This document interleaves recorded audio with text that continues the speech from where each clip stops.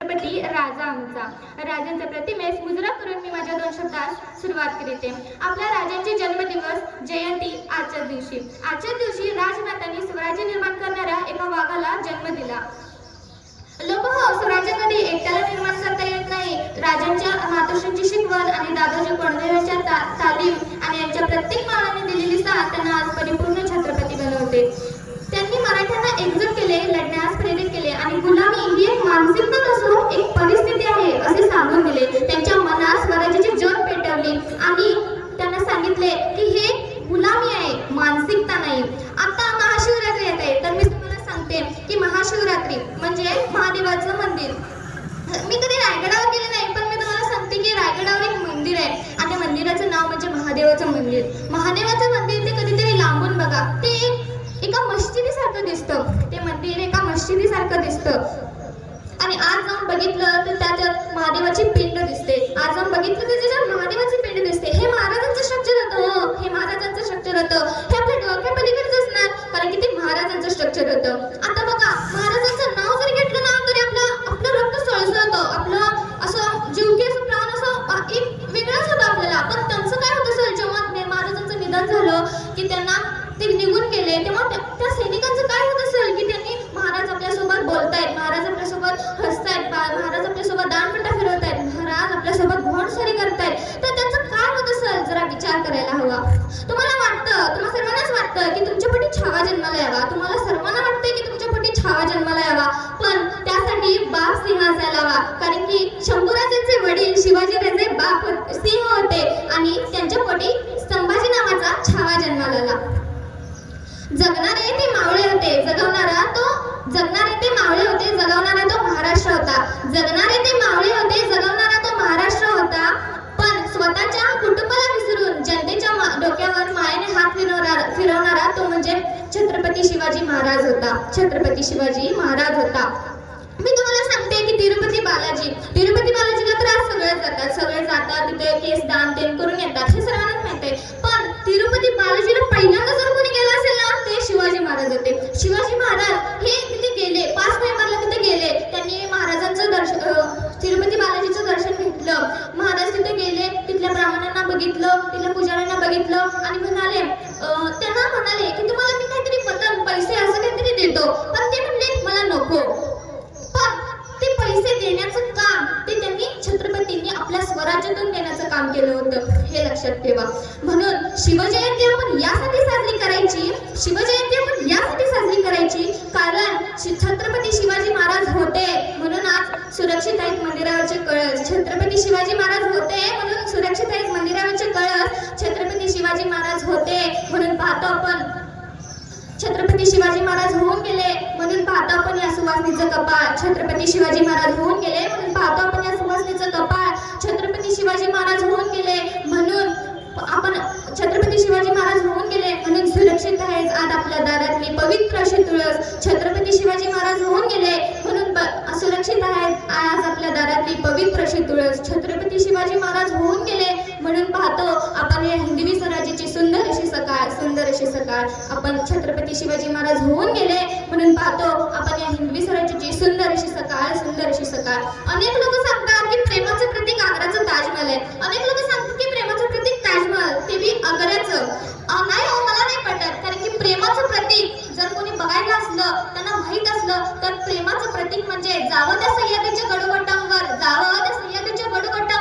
आणि तिथे गडगोटांवर सांडलेल्या प्रत्येक मावळ्याचं रक्त हे म्हणजे छत्रपती शिवाजी महाराजांच्या हिंदुत्वाचं प्रेमाचं प्रतीक. हे म्हणजे छत्रपती शिवाजी महाराजांच्या हिंदुत्वाचं प्रेमाचं प्रतीक.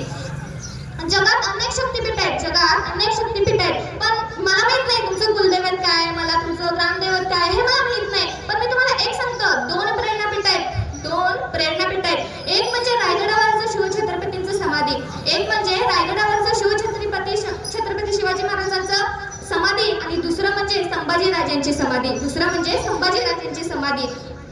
इथं गेल्याशिवाय आपल्या आयुष्याचा अर्थ पूर्ण होत नसतो, हे लक्षात नेहमी ठेवा. तिथं गेल्याशिवाय आपल्या आयुष्याचा कधीच अर्थ पूर्ण होत नसतो.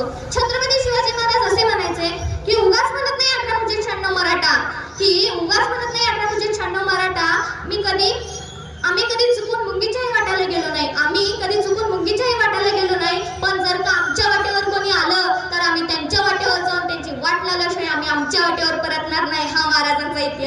हा महाराजांचा इतिहास आहे.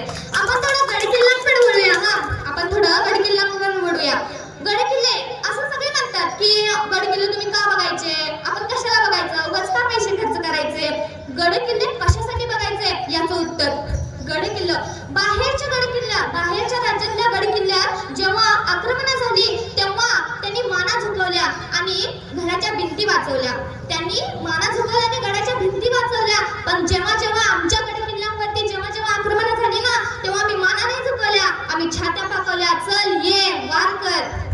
आम्ही माना नाही झुकवल्या, चल ये वार कर, छात्या पाकवल्या आम्ही. म्हणून आमच्या राज्यातल्या गडकिल्ल्यातनं दिवसा रक्ताची पाटे वाहिलेत आणि दुसऱ्यांच्या राज्यातल्या गडकिल्ल्यातनं दिवसा दारूची पाटे वाहिलेत. म्हणून आपली गडकिल्ला, आपल्या छत्रपतींची गडकिल्ला आपण बघायची, आपल्या छत्रपतींची गडकिल्ला आपण बघायची. अरे कापल्या जरी आमच्या नसा तरी उधळण होईल भगव्या रक्ताची. कापल्या जरी आमच्या नसा तरी उधळण होईल भगव्या रक्ताची. आणि फाडली जरी आमची छाती तर दिसेल शिवबाची मूर्ती. फाडली जरी आमची छाती तर दिसेल शिवबाची मूर्ती. रक्ताने भिजलेला शिवशंभू राजे दिसेल डोळ्यात जेव्हा पाहिला आमच्या कोणी. रक्ताने भिजलेला शिवशंभू जेव्हा दिसेल डोळ्यात जेव्हा पाहिला आमच्या कोणी. कधी तर रायगडावर गेल्यावर आपण म्हणतो मला महाराजांची तोपशाळा बघायचंय, मला महाराजांचं घोडशाळा बघायचंय, मला महाराजांचं हत्तीशाळा बघायचंय. पण एकदा तर गाडसला सांगा मला महाराजांचं शौचकूप बघायचंय, मला महाराजांचं शौचकूप बघायचंय. तुम्हाला माहितीये 350 वर्षापूर्वी महाराज शौचालय वापरत होते. आपल्या डोक्यात पण येत नसेल की त्यांनी शौचालय वापरत होते. पण 350 वर्षापूर्वी विष्ठेचं डिकम्पोजिशन कसं करायचं हे रायगडावरती तंत्र बघायला मिळतं.